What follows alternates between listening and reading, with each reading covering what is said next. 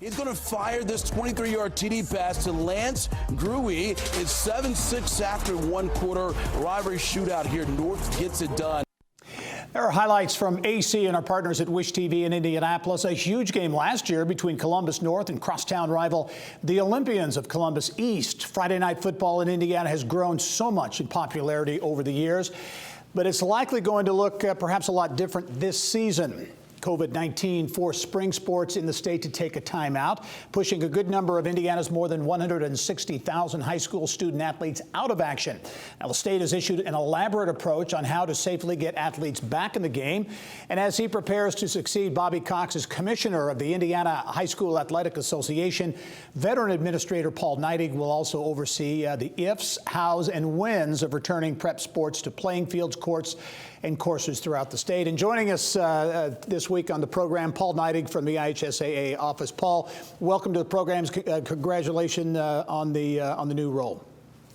Well, thank you very much, and it's certainly my pleasure to join you guys today here with the show. Yeah, we want to talk about getting back on the field in a moment, but first, a little bit of your background. You've been at the IHSAA for, I think, 2 or 3 years, but prior to that, a long and very storied career in high school athletics in the Evansville-Vanderburg school system. Talk, Paul, a little bit about your background. Yeah, I mean, I've had a great career. I've been blessed to have an opportunity to do a lot of things in education. You know, I first and foremost, and still today, I consider myself a teacher.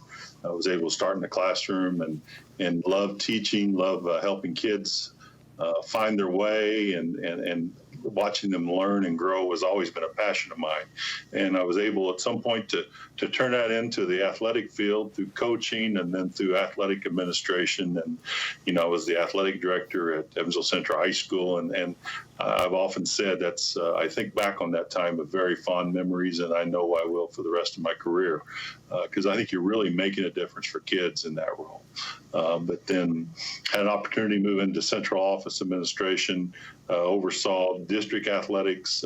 So we had 5 high schools and middle school programs and some elementary programs. And ultimately, I was able to serve Dr. David Smith and the school board in Evansville as chief of staff. And so, you know, I've seen the entire gamut of education in a school system, from a perspective of an individual school, and then from a district perspective also. Yep. Paul, in a nutshell, we're going to talk about the COVID-19 dynamic in a moment, but in a nutshell, what is your vision for the IHSAA as you begin this new role?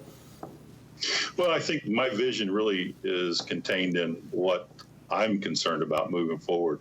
And, you know, we're an education-based entity. If education doesn't happen, we don't have sports. And that we need to keep that first and foremost. And my guiding principle, my decision-making, the thing that I always want to be responsible to is the last kid who makes a team. You know, the 1%, the great athletes, they have a lot of opportunities. But I really want to be focused on protecting the experience for all kids who make a team, because this is an educational setting. And if we're not teaching, you know, we're not probably doing a service to kids. So that's my primary focus. Okay, Paul, this is on the minds of many people in the state, fans, parents, and of course, student athletes. But getting back in the game, if you will, I know the Indiana State Department of Education has issued basically a 3-phased approach when it comes to sports. Can you kind of give us a nutshell of that plan and where things are at this point? Sure. We've been able to work collaboratively with the Department of Education and obviously the governor's office and entities charged with opening back up our state.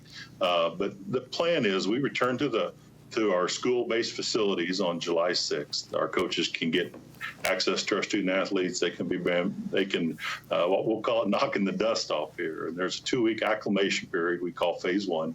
That coaches can work with their kids, start lifting weights again, conditioning, getting the tools of trade back out, the balls and the pads. And then after that, we move into phase 2. Phase 2 will be a little bit more of a return to normal summer where we can start some informal competitions. Obviously, it's with essential personnel only during phase 2. And that takes us to phase 3. And phase 3 is going to be the return of high school sports as we've known on the same timeline as we've always had.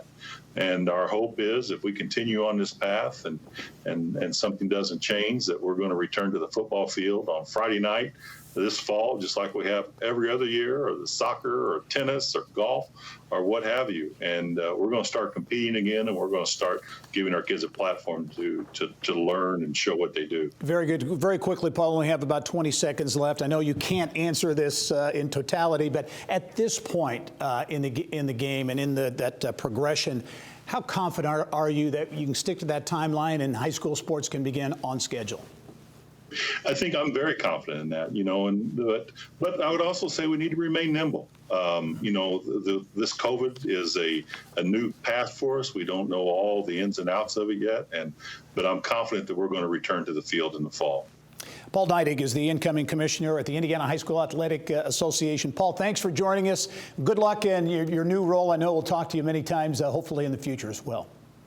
Very good. I appreciate everything you guys do, and let's get back on the field here. I hear you. Very good. Thanks, Paul.